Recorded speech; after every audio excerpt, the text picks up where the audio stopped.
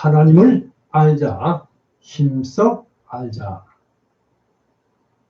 하나님을 아는 지식, 하나님에 대한 지식, 조직, 신학, 교회론, 교회에 관한 오늘은 교회의 권세, 이렇게 제목이 되겠습니다. 저는 어려서부터 호기심이 매우 많은 아이였습니다.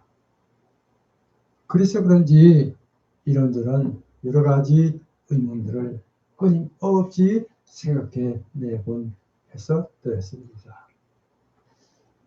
죄로 인하여 죄인으로 타락한 인류에 대해서 의문이 들어 많은 생각을 하였습니다. 그러나 그 의문은 좀처럼 풀리지를 않고 저의 뇌리에서 사라지지 않고 자리를 잡았습니다. 그러던 중 성인이 된 후 어느 날인가 성경을 읽던 중에 이 말씀을 읽게 되었습니다. 말씀이 이러합니다. 성경을 알아나니 성경은 너로 하여금 그리스도 예수 안에 있는 믿음으로 말미암아 구원에 이르는 지혜가 있게 하느니라. 모든 성경은 하나님의 감동으로 된 것으로 교훈과 책망과 바르게 함과 의로 교육하기에 유익하니 이는 하나님의 사람으로 온전하게 하며 모든 선한 일을 행할 능력을 갖추게 하려 함이라.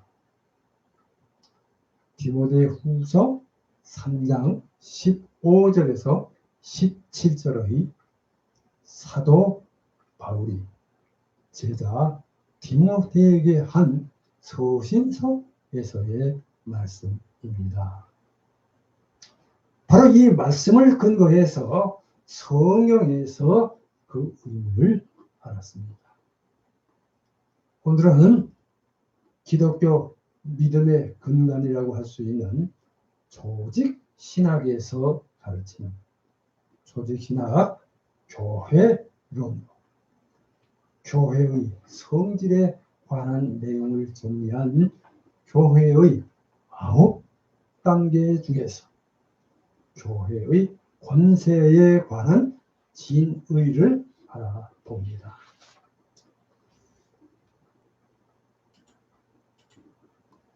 물론 이 교리, 그러니까 교회론 역시 실제적으로나 교리적으로나 고유한 가치를 가진 진리임에는 틀림이 없으며 신구약 성경에 명백히 기초하고 있음은 물론입니다. 그러므로 교회론에 관한 이 교리 역시 성경 이외에 다른 사료에서는 배울 수가 없고 다만 신앙으로서만 받아들일 수 있다는 것을 말씀을 드리면서 오늘의 말씀을 시작합니다.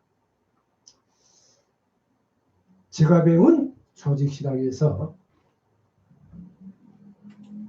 교회론 하면 교회론의 9단계에 있어서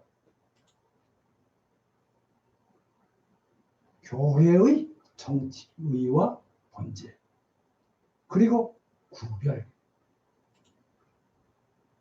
교회의 속성과 3대 표지,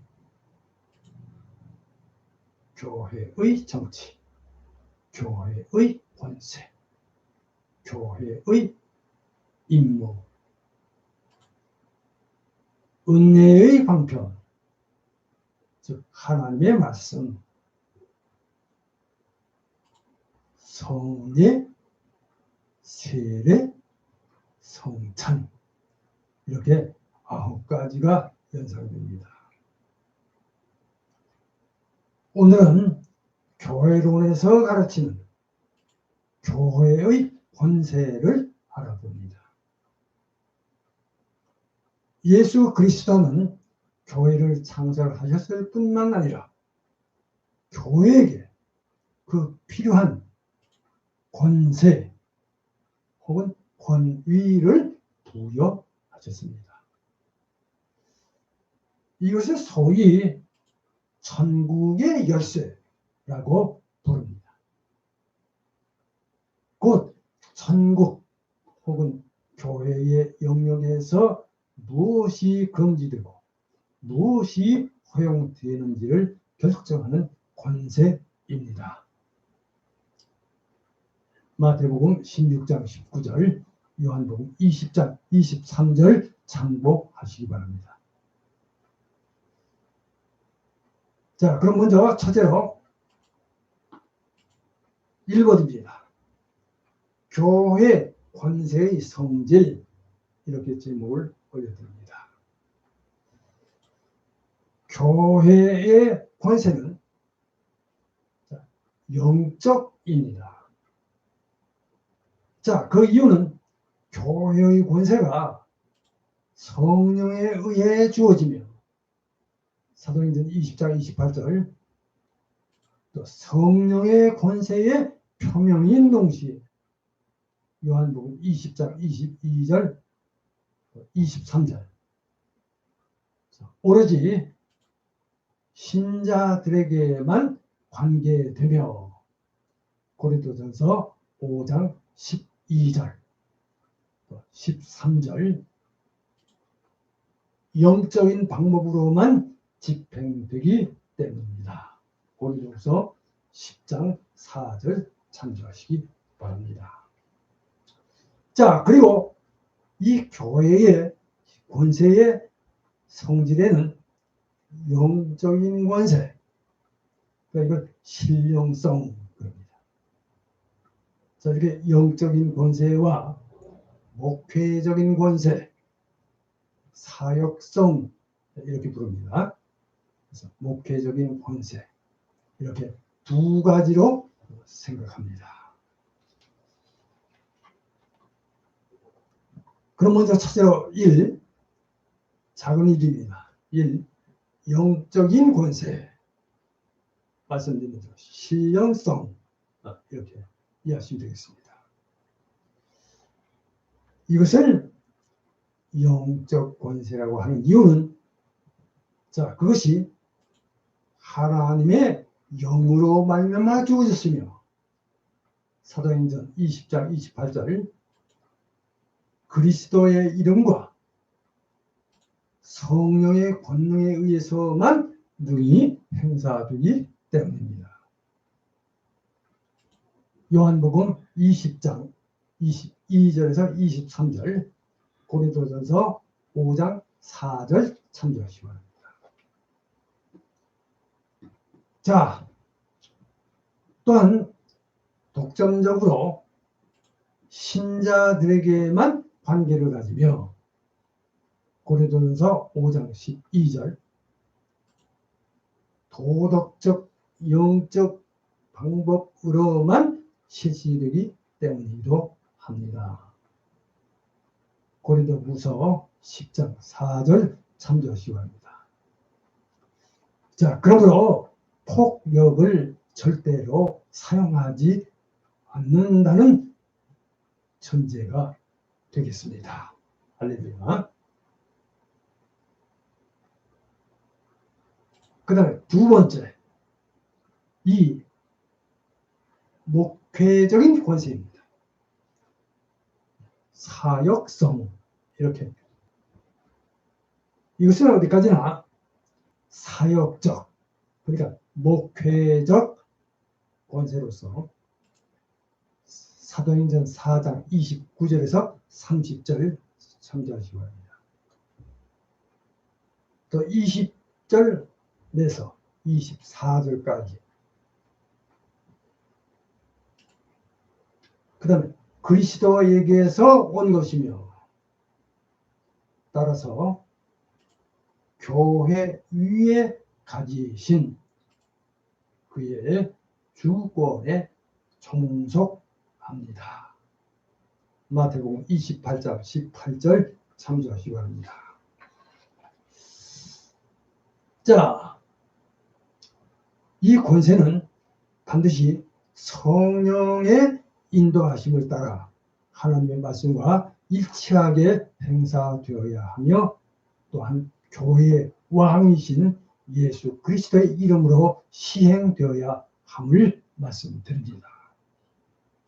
로마서 10장 14절에서 15절, 고린도전서 5장 4절, 에베소서 5장 23절 참조하시기 바랍니다.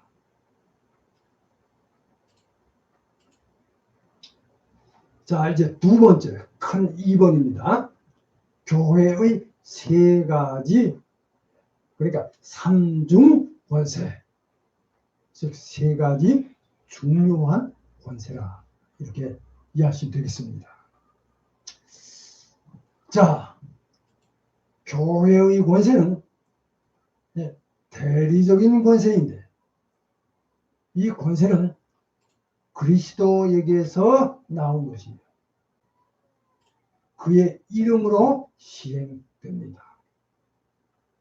자, 그래서 이 교회의 권세는 그리스도의 선지자, 왕, 제사장의 세 직임과 관련되어 교회의 권세도 역시 교리권, 치리권, 사역권, 이렇게 나눕니다. 교리권입니다. 그래서 교훈권, 이렇게도 말해요. 즉 가르치는 권세입니다.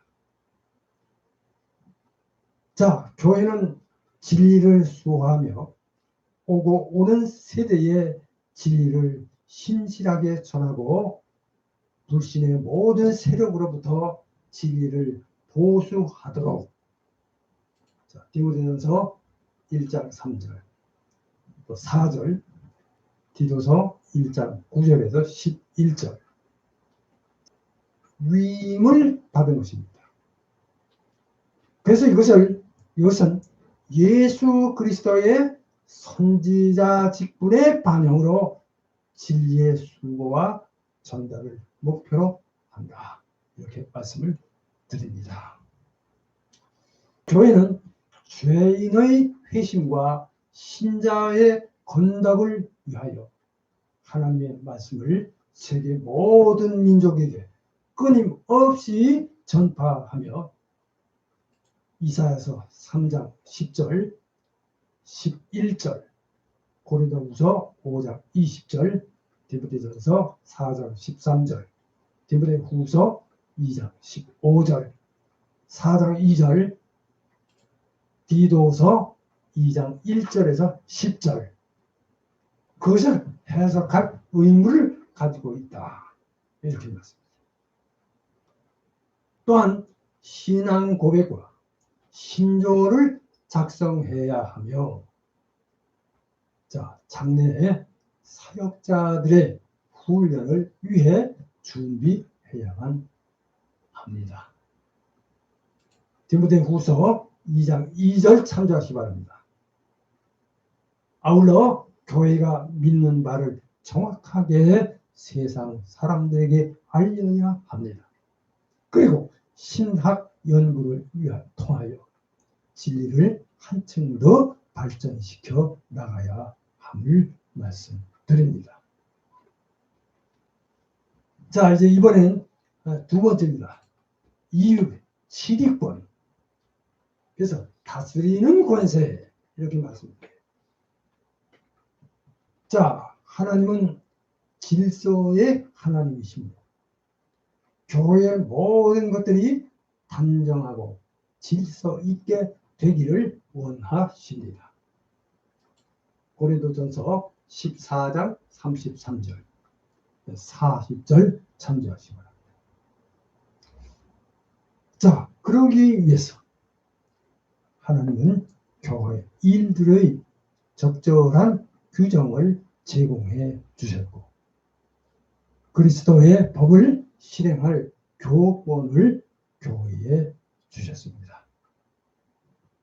이에 대해서 요한복음 21장 15절에서 17절, 사도행전 20장 28절, 베드로전서 5장 2절 참조하시기 바랍니다.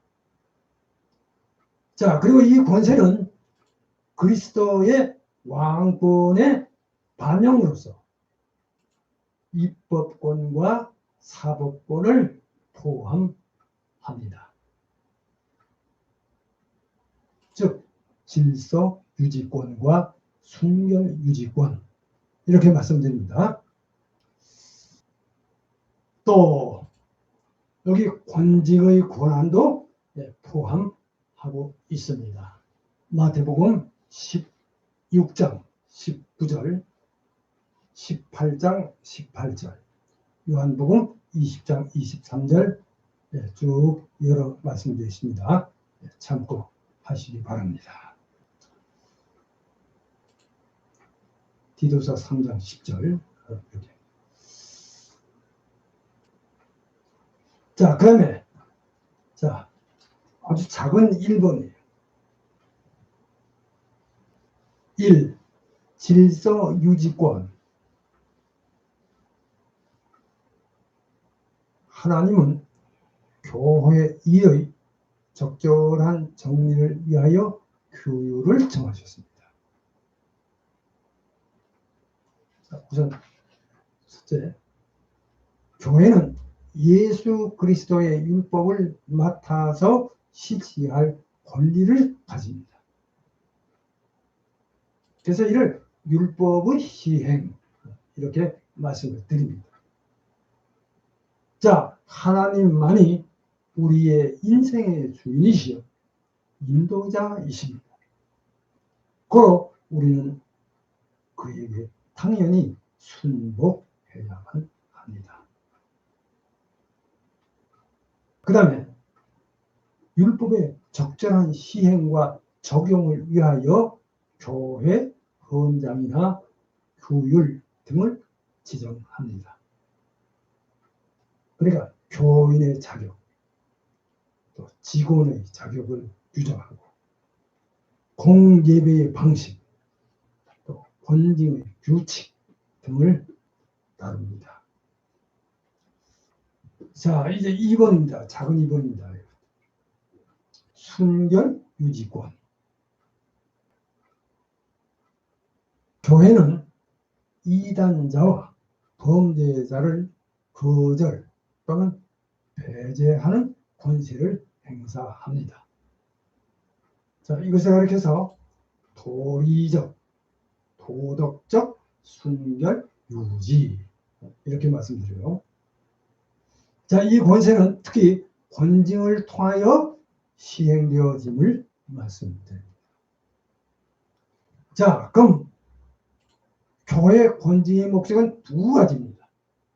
두 가지. 자, 첫째로 한 가지는 그리스도의 율법을 보다 효과적으로 수행하기 위함입니다. 그래서 교인의 용납과 제거, 이렇게 말씀드립니다. 자, 그리고 또 하나는 교회의 영적 건덕을 증진시키기 위함입니다. 그래서 그리스도의 율법에 순종케 합니다. 자, 이 두 가지 이 목적은 보다 더 높은 목적, 곧 예수 그리스도의 교회의 성결을 유지함에 있어서 크게 공헌함을 말씀드립니다.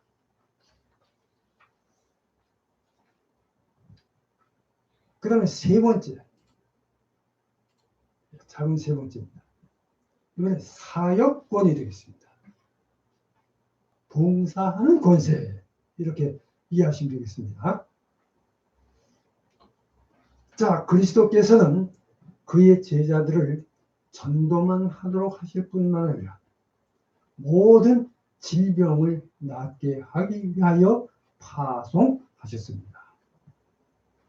이에 대하여 마태복음 10장 1절, 8절, 누가복음 9장 2절, 10장 9절, 17절 참조하시기 바랍니다. 그 그러니까 이 교회의 이 권세는 사역권 혹은 긍휼권이라고 칭하는 것이 바로 그리스도의 제사직의 반영입니다. 그럼 먼저 서재로 작은 1번입니다. 병자 위문과 신유, 그러니까 병고침 이렇게 이해하시면 되겠습니다. 그러니까 병자를 신방하여 성경 말씀과 기도로 위안하거나 특별한 영적 은사, 신유 은사로 그 병을 고쳐주는 행위입니다. 그래서 일명 기도 응답 이렇게 이해하시면 되겠습니다. 실제로 초대 교인들 중에는 신유의 은사를 받은 자들이 더러 있었습니다.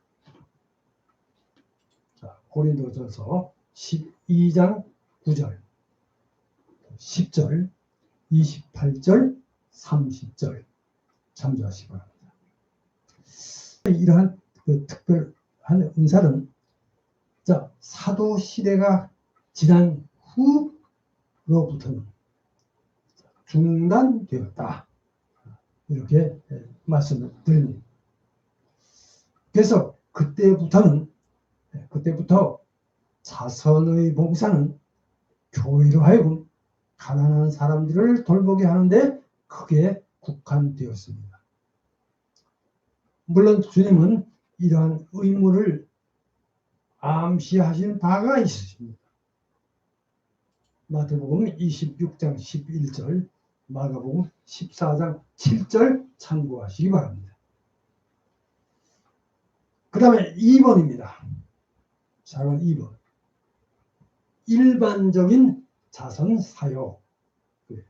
그래서 구제와 선행.